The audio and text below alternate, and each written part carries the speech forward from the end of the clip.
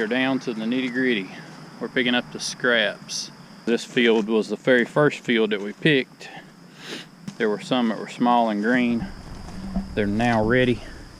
So we're gonna come through. We got just a handful of pumpkins, pie pumpkins here and there that they've picked. And we've got like 2 piles of carving pumpkins up there left to pick. But I just wanted to come down here and show you. We had a couple of unfortunate rain events that cut our yield down a little bit. One time, right about the time the pumpkins were really starting to turn orange, we got like 2 inches of rain in a day. And I got them sprayed immediately after, and I think that certainly helped. But then, like 2 weeks later, we got 3 inches of rain over the course of 2 days. And that is not what pumpkins want.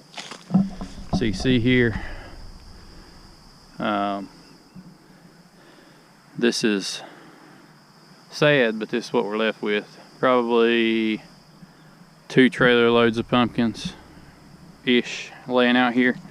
And we've got all kinds of problems from this right here.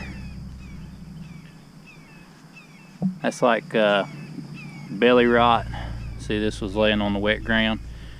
And we got problems from that to just, I don't know if they call it vascular collapse.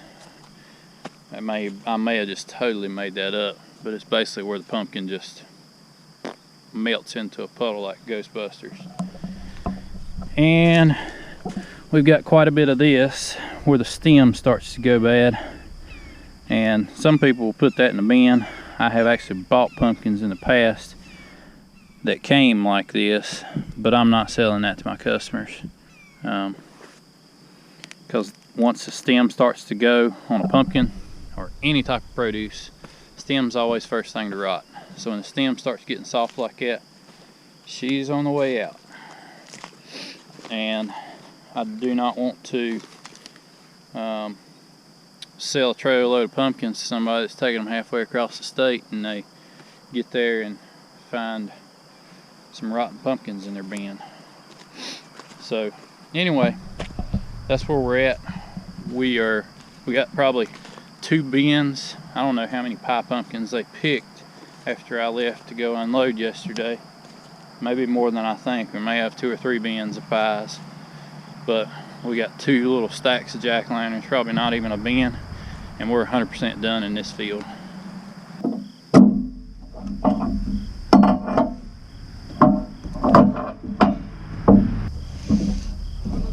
Where's this?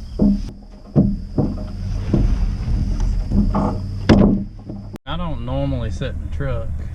It's not my speed to watch people work, but we got these little bitty piles of pumpkins, and there's more moving. It would slow things down for me to get in and out of the truck. We're over here in this last field, which is not going to yield very good.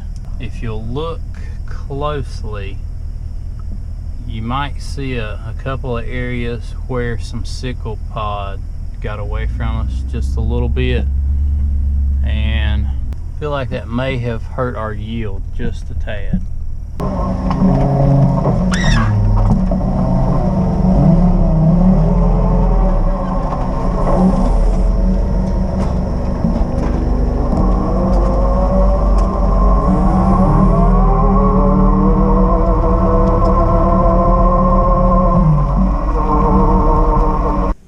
What's up, Poppy Toad? Gotta have these pallets perfectly centered on this trailer, or they'll rub the tires. Kind of like that one. And that's not gonna ride all the way to the farm.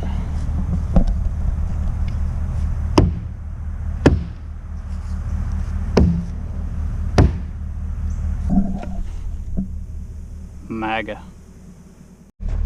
So the thing about the produce business is no matter what you're growing or who you're selling it to, you're always going to have either more than you need or not enough.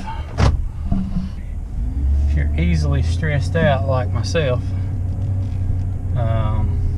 most of the time it's unnecessary because it always works out, but it causes a lot of stress when you've got like 40 bins of pumpkins sitting in your parking lot and they're moving 2 or 3 bins at a time.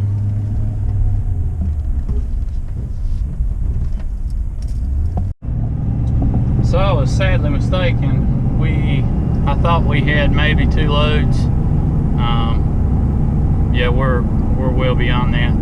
I thought we were going to be done with this field before lunch, but we got a ton of softball sized pumpkins to cut now.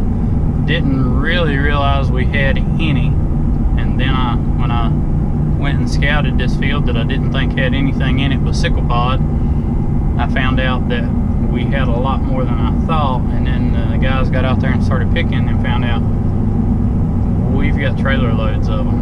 So we'll get through it this afternoon, hopefully.